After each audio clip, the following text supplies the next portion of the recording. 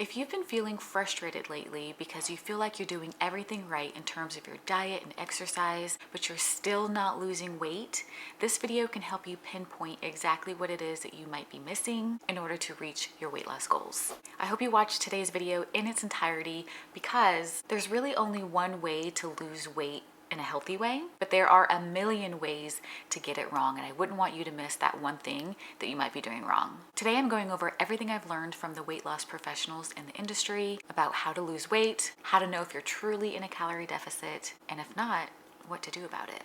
Let's get into it.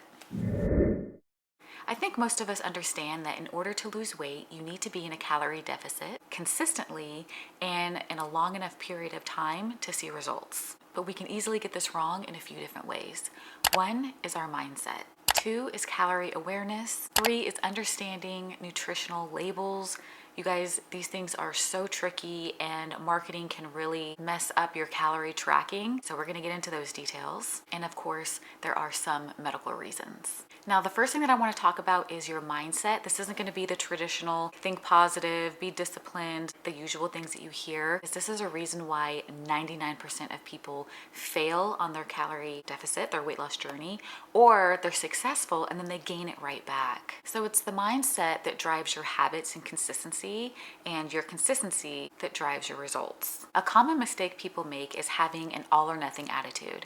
I definitely started off with this. I'm gonna go strong. I'm not gonna eat anything bad, no sugar, no this, no that, and we're in it to win it, right? We mean business this time. But life happens and you might have a busy day. You might be out running errands. It's taking longer than expected. Maybe you have doctor's appointments, whatever it may be, and you are famished and you're looking around scrambling for some food, and you end up having a slice of pizza or two because that's all that was accessible at the time. And you think to yourself, that's it, I just blew it. All those negative thoughts start pouring in, and you either give up or you give up for the day. And this is the tricky part. You think to yourself, we might as well make it a cheat day. I've already messed up, I might as well go all out. And what you're doing is you're creating bad habits within your healthy habits. You've created a bad habit of whenever I mess up, we have a cheat day. And whenever you have a cheat day, before you know it, you're having a cheat day twice a week, every week. This mindset will derail you. So the thing that you want to do is eat your slice of pizza or two and then jump right back into your diet. But even more important, you need to figure out, where did I go wrong? Did I not meal prep? Could I have taken a meal with me in the car when I went on my errands so that when I got hungry, I was set up for success and I had something to eat? The point is to make the mistake and then learn from it and then prevent it from happening again.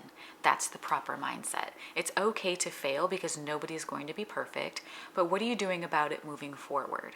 My second point is awareness, being aware of every calorie that you're taking in. Most people, studies show, think that they are consuming less calories than they actually are. So if you don't have a food scale, you don't have a calorie counter, if you're not using these tools, you're not setting yourself up for success.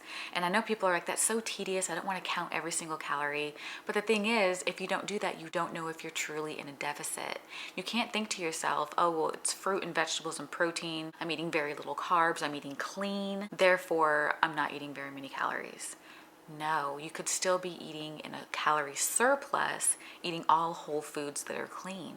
I know people in my own life that are saying, I eat keto, but I'm still not losing weight. Well, you're still eating too many calories. I'm intermittent fasting, but I'm not losing weight. I go 15 hours without eating. I should be dropping weight, right? No, because in your eating window, you're still eating too many calories. And it makes you wonder, are you counting that 40-calorie creamer that goes in your coffee? Are you counting the butter on your toast? Are you counting the food that you're tasting while you're cooking? We also need to be aware of another common mistake, which is not prioritizing resistance training. And it's expected that when you're in a deficit that you're going to lose body fat, but you're also going to lose a little bit of muscle. You want to hold on to as much muscle as possible because it prevents metabolic slowdown, and it also prevents that skinny fat look where you don't have muscle tone or a shape to your body. You need that muscle in order to burn fat. The more muscle you have, the more fat you burn at resting. A lot of us make the mistake of doing too much cardio. You really shouldn't do more than 20 to 30 minutes a day maximum, because you're gonna feel depleted.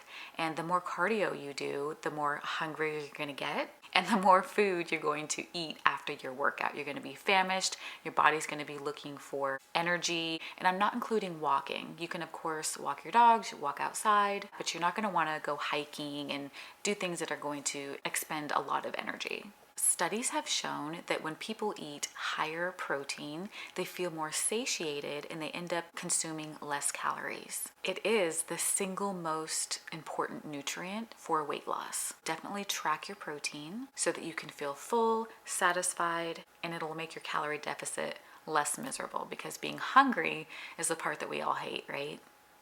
Another frustrating thing that occurs is when you jump on that scale in the morning before eating or drinking, and the scale goes up a pound or two instead of down. Well, if you've been resistance training, you have to remember that you are putting on some muscle. So you still could be losing body fat even though the scale is going up. This is why it's important to measure your arms, your waist, your glutes, chest, thighs, all of that, so that you can see how many inches you're losing, and it'll keep you motivated even when the scale isn't going down. And keep in mind that your body fluctuates depending on what you eat. If you're gonna eat more carbs, then you're going to retain more water. All right, next we're gonna talk about understanding nutrition labels, and they can be tricky. Marketing is so deceitful, and it frustrates me that they're allowed to do what they do. The FDA allows up to 20% difference of what you're actually eating and what's actually on the label. For example, we're going to talk about a pot pie. I don't know if you guys still eat pot pies or not, but it's a simple frozen food that you pop in the microwave that you can eat in a pinch, and it looks like it's only 520 calories. The first thing that you want to look at on the nutrition label is the calories. It's usually what's in bold. So people will think, oh, 520 calories for this little pot pie, not too bad. But then you look up really tiny in print, it'll say serving size 2. They know that nobody is going to eat half of a pot pie and call it a meal. And this is where that trickery comes into play. So that 520 calorie pot pie is actually 1,040 calories. And on top of that, they have that 20% difference. So a 20% difference between 1,040 calories is 1,248 calories you could be consuming when you thought it was 520. Is that not terrible? And of course I do the same thing with chips. The serving size will be like 8 chips. Who's gonna eat 8 little potato chips and call that a serving? So it's really important to pay attention to that. The serving size is just as important as what the calories say. So make sure you check both of those on every packaged food item you get. All right, moving on to my tips and tricks. What I have learned, what's been working for me, and what definitely did not work for me. Something that has been working really great for me is simplifying my diet. This means choosing 4 vegetables that I really like, that I look forward to eating, and just sticking to that. A lot of times we will go crazy, we'll get on Pinterest and we'll see all these different recipes and we'll buy all this different produce, and then we end up making half of it and the other half goes to the garbage. Do you know what I mean? I like vegetables, but I don't love vegetables, especially on a daily basis where I'm incorporating them in every single meal, which I do. But I figured out a way to make them taste really delicious, which is roasting them in the oven, putting a grilling seasoning on top. And instead of putting the olive oil, because that's added calories, I use the spray oil, which is 0 calories. My next tip is I swapped out my carbs like brown rice, whole wheat pasta, quinoa for starchy vegetables instead, like carrots, butternut squash, potatoes. I want to eat lower carb so that I have less water weight, and because carbs spike your insulin. And insulin is a hormone that you can pretty much consider a fat store. Truly, you guys, we weren't designed to survive on carbs. We don't need bread and pasta and all of these things. The carbs that are in vegetables is sufficient. And I end up being less hungry because I have a larger portion. For instance, there's 83 calories in a cup of butternut squash, and then 216 calories in 1 cup of brown rice. This is what a plate would look like for me, where I have butternut squash and spinach, and then I'll have a protein. One of my vegetables is really starchy and the other one is very light. I get my greens. They're both fibrous. I'm getting full. I'm feeling satiated. When you're in a deficit, you want to be a high volume eater. together so that it's not miserable. So you're not like sitting on the couch like, I am so hungry, I'm about to devour everything. There have been many of days I have felt that way, and this is how I prevent that. 2 vegetables and your protein. If you are someone who does not like vegetables, I would consider pureeing them into a soup. Maybe you don't like peas, but you like pea soup because it's mixed with cauliflower and it kind of has like a creamy aspect and it's seasoned and it doesn't taste like eating straight peas.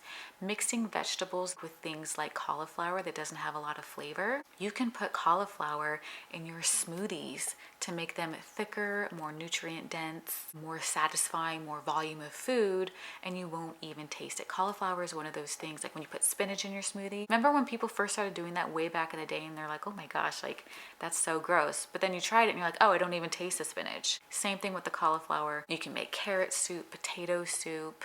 The next tip that I have is when you're cooking your protein on the stovetop, instead of using olive oil or avocado oil, whatever you use water. And I know that olive oil, we think to ourselves, oh, that's a healthy fat. But when you're in a deficit, you want to think more about those calories. Otherwise, what's the point? What are we doing here? So we talked about our mindset, calorie awareness, understanding nutrition labels. If you are somebody who has been tracking your calories to a T consistently, you don't throw in cheat days, your exercise routine looks good, and you are still struggling to lose inches, I would recommend going to your doctor and finding out what's going on, because there could be a deeper issue that is fixable so that you can continue on your weight loss journey and actually see results. That's all I'm going to say about that. I'm not a medical person and I don't want to get too much into that, but I know there is a small percentage of people that need to hear that. If you're having a hard time with feeling motivated to get disciplined, I have a video on how to go from lazy to disciplined. I'm going to go ahead and link that. It'll also be at the end of the video, and hopefully that will be helpful to you. I hope you guys enjoyed today's video. Please let me know in the comment section some tips and tricks that you may have that could help me. You guys have an amazing rest of your day. I'll see you in the next one. Bye for now.